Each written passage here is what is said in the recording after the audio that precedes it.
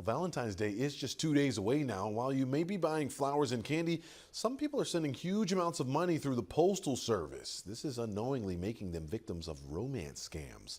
Nicole Marino is live in the studio with us this morning with some details on exactly what the USPS is doing to break up these scammers. Nicole?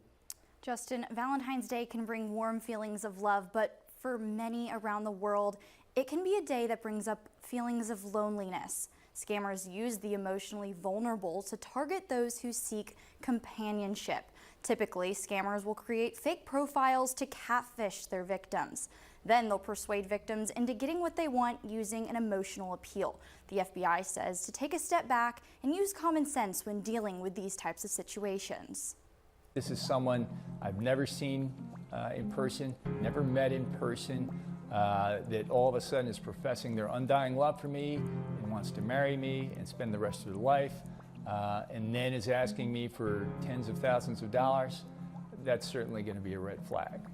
To help limit the amount of romance scams, the United States Postal Service and Inspection Service say they're fighting against fraud. USPS and USPIS regularly share public service announcements and prevention messaging on social media. USPIS have mail fraud protection resources on their website, and you can listen to podcasts of true crime stories of real victims of romance scams. The Postal Inspection Service also holds fraud protection webinars and public events to educate people on emerging scam tactics. If you or someone you know have been targeted by a romance scam involving the mail, report it to the U.S. Postal Inspection Service and your local law enforcement agency. Live in studio, Nicole Marino, News 3. All right, Nicole.